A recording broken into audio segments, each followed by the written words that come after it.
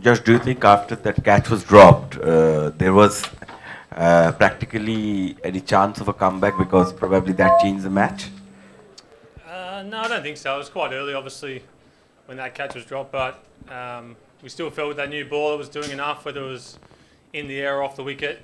We knew that spin was going to be tough to play, maybe not as tough as during the day, but still going to have to play it. And no, we certainly felt in the game for quite a while until obviously the partnership grew and grew, and they sort of batted us out of it, obviously. And yeah, I thought we did a reasonable job early, in particular, to try and defend 200.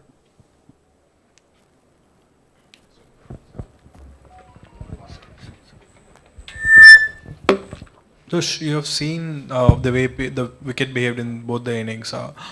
Did you or what did the team think regarding the total that was on board, and where did it go wrong when in the batting department? Yeah, obviously the total was under par. I think I can't remember exact numbers, but I think we were 2 for 110, I think, or something like that.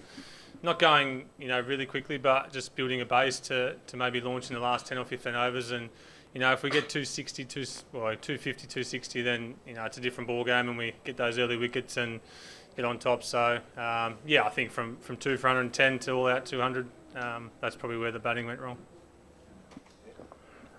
Josh, obviously no one means to drop a catch, but what was it like from your vantage point? And did you think it was Alex's catch or Mitch's? No, I didn't think Cares could get there. I think it was Mitch's catch, and probably just Carey got quite close in the end, so I might have just put Mitch off. And yeah, no, I mean, it's a drop a catch. It's one of those things that happens, and everyone's training hard and working hard off the field to hang on to them. So yeah, we'll continue on. And just how was the wicket overall? It obviously felt like it probably spun more in the first half. Definitely the dew came in, but I think early in our bowling innings it was doing enough, and it was still dry, and the wicket was up and down a little bit. So you felt in the game as a quick in particular, I think. And I think it got a little bit better to bat on right towards the end. I know it was a partnership, but I think it just felt a little bit easier. The ball was just skiing on a little bit. So yeah, we'll have a look at that. Josh, in terms of the total that Australia put up, 200, by one-day standards, it was quite below par. So what did you guys tell each other during the innings break?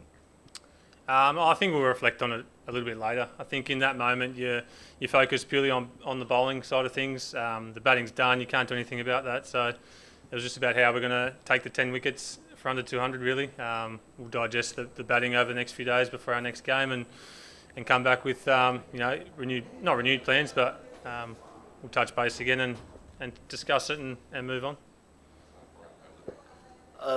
Josh, just in a long tournament like this, how do you read into a result like this? Can you have some takeaways from here and say you still have 8 more games and just move on from that, or will there be a lot of reflection on the batting, like you said? No, I don't think a lot of reflection. We might come up against these conditions again at other grounds throughout those 8 games, as you mentioned. So just be about the batting group sort of coming up with the plan and sticking to it. We might have to reassess and say, 260 is a good score rather than 300 plus to what we've seen on a few other grounds. So just about assessing, and if we can get to that score, then we can try and defend it. So yeah, we won't dive into it too much, I don't think.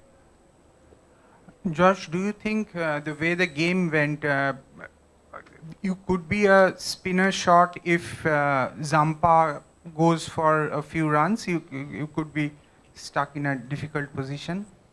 No, I don't think so. I think our quicks are our strength, probably up front, as we saw tonight. And then I think Glenn Maxwell's a frontline spinner, in particular in India. He's bowled a lot here throughout IPL, throughout one-dayers. So yeah, I consider him a frontline spinner. So we've got 2 spinners and 3 quicks, as a lot of the other teams do. So no, I don't feel that we're short at all. Josh, you briefly touched upon playing in different grounds. You go to Lucknow now, back-to-back games, and it's sort of fairly comparable to the black soil turnover here. So looking at this particular game, what could you sort of glean or take away from here to Lucknow back-to-back? Yeah, I think, in particular batting in that first innings, that was probably as extreme as the conditions are going to get, I think, in terms of spin and playing spin throughout the middle and trying to find ways to score, keep that run rate ticking over without losing wickets. So it was probably a good sort of examination on our batters to get that up first, probably against the best spinners in the tournament, arguably. So Hopefully it gets a little bit easier from here on in, and yeah, they'll come up with some new plans and go from there. Hey Josh, well bowled. You said the dew came into it. Did it come into it as you expected, or more or less? And was bowling first ever really discussed as an option? I'm not really in those discussions in terms of the toss, but yeah, it might be something we need to look at, I guess. I think the tournament will go in phases of batting first and bowling first. So we've seen sort of wins both ways so far, and yeah, it might have been something that we could have done. Could have bowled first and made the most of that, I guess, dryness in the turn. The dew came in a little bit at the end, and the balls got a little bit wet and soft, but I felt like we created enough chances early to make a mark. Josh, before the match, Shubman Gill was not playing. He was the best Indian batsman this year, and then obviously Indian top order, went for nothing, and then they won almost with very easily. How do you look at India's batting lineup overall? Whenever you see someone like Sky on the bench, I think the batting must be pretty good. Yeah, I think we obviously made those inroads early, but I think in chasing 200, they probably played it perfectly. They didn't have to hit boundaries or anything. They let a lot of balls go. They just paced themselves and paced innings, knowing that it'd probably get a little bit easier towards the end. So yeah, they're two experienced guys, and they played that way. Hello, sir. Before World Cup, Team Australia played with India, and you lost that game. What was the learning from that series, and what is the learning from today's match, sir? Yeah, I think obviously that series we finished strongly. I think that it was a strange one. I think initially you always want to bowl first and not bowl in the dew at night, but on a few of those grounds I found the wicket really deteriorated and the ball deteriorated as well, and it was tough to chase down a score. Two of the games went that way, I think. So yeah, I guess every ground's a little bit different as well around the country. It's such a big country and the conditions change, and I think you sort of got to just land on the ground and try and sum up what you think's the best thing to do first and what's going to happen later on. So it's sort of exciting that everywhere's a little bit different, I think, and yeah, hopefully we learn from tonight. Josh, did the game you played here in March influence the decision with the toss in terms of batting first? This one, and also, did you kind of overestimate what could have been a pass score? Did you try to overextend yourself, trying to go for more than 300 and end up falling short, or just what was your initial from the top order? What was when someone like Steven Smith, who started really well, looked really good? So just give us.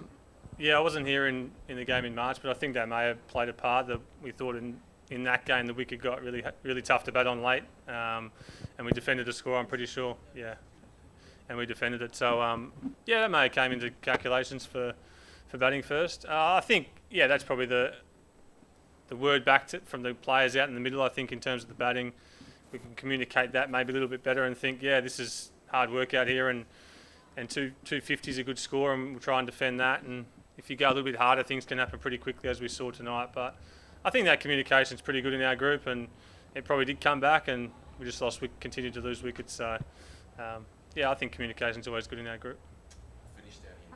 Just one last question. Your thoughts on the Indian bowling, specifically speaking about Kuldeep Yadav, the leg spinner. What makes him so dangerous? Yeah, I think he's obviously done really well over the last 12 or 18 months. He's always been a good player. We've found him tough to play against. Not often you come up against a left arm leg spinner with great variations, so it's sort of something that's hard to practice, I think, against. And yeah, he's always been a good player to play against. So I think in general the three spinners bowled really well. They're all a little bit different, obviously, but yeah, they know the conditions really well and bowled accordingly.